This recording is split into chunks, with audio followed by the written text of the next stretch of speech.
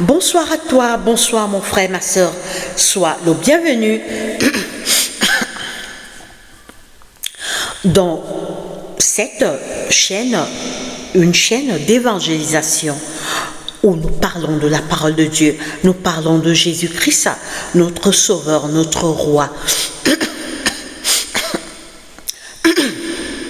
C'est samedi soir, nous allons faire une étude pour louer l'Éternel et pour méditer sa parole. Nous allons parler de Jésus, notre Sauveur. Avant de commencer, prions. Seigneur Dieu, notre Père, notre Roi, que la gloire, l'honneur, la puissance, la majesté te reviennent parce que tu es Dieu. Pardonne nos péchés commis durant cette journée, alors que nous sommes là à tes pieds pour écouter ta parole. Parle-nous, Seigneur. Parle à tes enfants. Assiste-nous. Saint-Esprit de Dieu, viens dans nos cœurs. Seigneur, chasse Satan et ses démons qui rôdent autour de nos cœurs, de nos vies, de notre esprit et de nos pensées. Que seul l'honneur, la gloire, la puissance, la majesté te reviennent parce que tu es Dieu, Papa. Attire nos cœurs vers toi, soutiens notre foi, chasse Satan et ses démons autour de nous. Nous t'avons ainsi prié au nom de Jésus-Christ, notre Roi. Amen.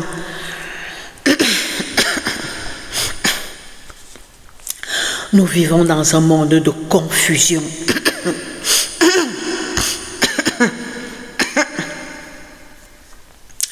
Nous vivons dans un monde de confusion.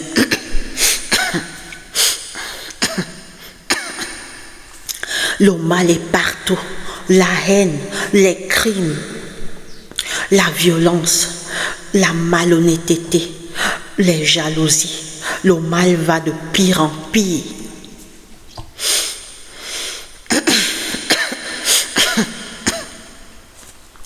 Le mal va de pire en pire en s'augmentant. Les crimes battent son plein.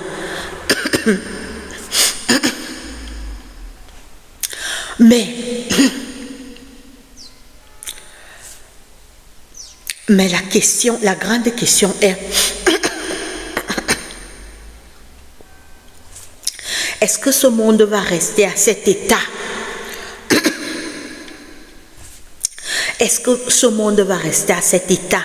Chaque jour, on voit les meurtres, les crimes, la jalousie, la haine dans les familles, les rancunes, la division, l'injustice,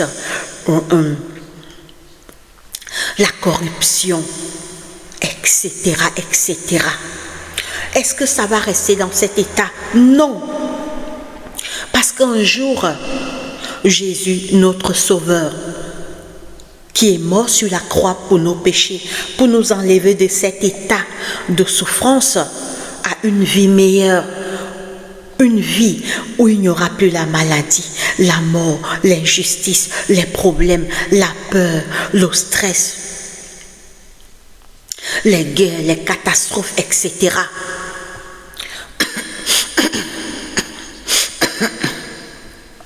Jésus est venu sur la terre. Il nous a sauvés, il nous a rachetés, il a donné sa vie pour nous. Mais avant de partir, où est Jésus en ce moment? Il est retourné au ciel, nous préparer des places. Il revient bientôt nous chercher. Il est dans le sanctuaire céleste. Mais avant de retourner, il nous a laissé une promesse, la promesse de son retour. Cette promesse que personne n'en parle. Les gens parlent de cette promesse rarement, alors que c'est la promesse de notre délivrance. Observez le monde. On parle de tout, sauf du retour de Jésus. Il nous a laissé cette promesse dans Jean 14, verset 1 à 3. Que votre cœur ne se trouble point.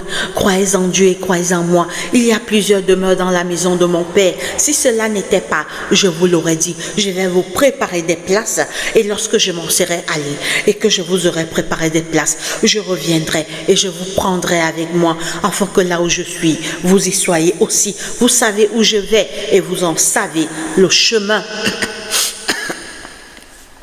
Jésus nous a laissé donc cette grande promesse, la promesse de notre délivrance, cette promesse qui va enfin nous enlever de l'état mortel et nous donner de l'état immortel.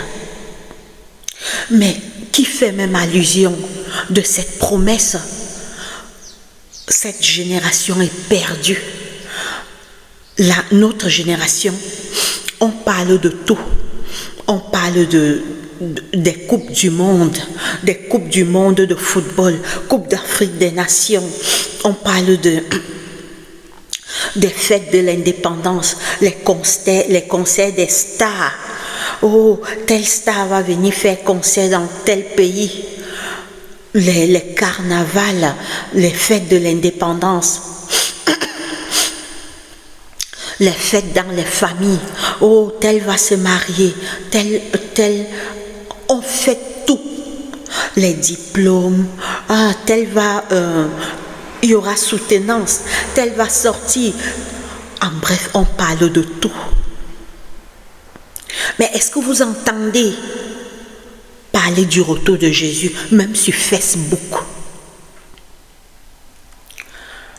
On ne parle pas du retour de Jésus.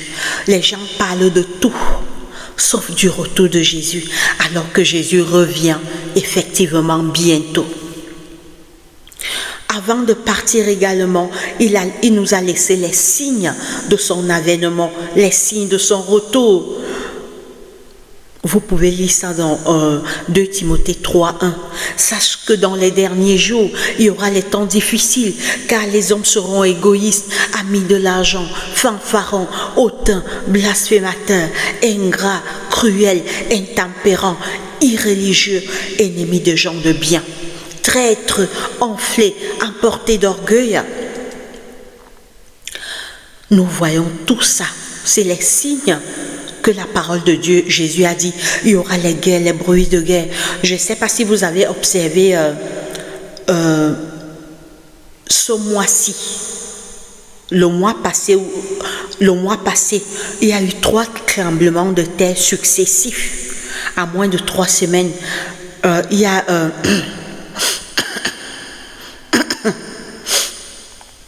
a eu 2 tremblements de terre successifs. Alors, les pays m'échappent. Il y a eu 2 tremblements de terre à moins de 3 semaines. Mes frères et mes sœurs, tout est devant nous. La promesse de son retour est dans la Bible, Jean 14, verset 1 à 3. Les signes alors c'est grave, les signes pleuvent. En fait, les signes sont tellement visibles que je ne sais pas comment les gens n'arrivent pas à voir. C'est pourquoi Jésus a dit dans Luc, « Hypocrite, vous savez discerner l'aspect du ciel et de la terre, mais comment ne discernez-vous pas ce temps-ci » Les gens parlent de leur business, des réunions, de comment il va multiplier ses richesses. Quand vous écoutez les causeries des gens, je dois multiplier mon business, je dois me marier, je dois envoyer mon enfant aux États-Unis, à l'étranger. Mais personne ne parle de la promesse du retour de Jésus. Les autres sont là matin et soir, ils parlent que de politique. Ils sont là dans la politique. Alors que la montre ne fait que faire tic-tac, tic-tac, tic-tac. On se rapproche du retour de Jésus. Quand Jésus reviendra, tout va s'arrêter. Les politiques, en bref, Jésus vient créer des nouveaux cieux et une nouvelle terre. Il vient prendre ceux qui l'ont aimé et Satan et les méchants seront détruits. Mais comment n'arrivons-nous pas à nous préparer pour le retour de Jésus? Normalement, tout le monde devait, et mes frères et sœurs, faire une expérience cette semaine. Marche, tu dis à 10 personnes que mon frère Jésus revient bientôt. Es-tu au courant? Est-ce que tu es au courant de cette nouvelle? On parle de tout. Dès que la Coupe du Monde de football finit, on prépare déjà l'autre Coupe du Monde, l'autre Coupe d'Afrique des Nations. En bref, on prépare les mariages, les fêtes, les baptêmes. En bref, les plaisirs du monde. Mais combien de personnes s'intéressent à cette promesse? Jésus a dit qu'il va revenir. Mais combien de personnes se préparent pour son retour? Ou bien on parle même, on parle de tout sur Facebook, sauf du retour de Jésus, sauf de cette merveilleuse promesse. Alors, nous allons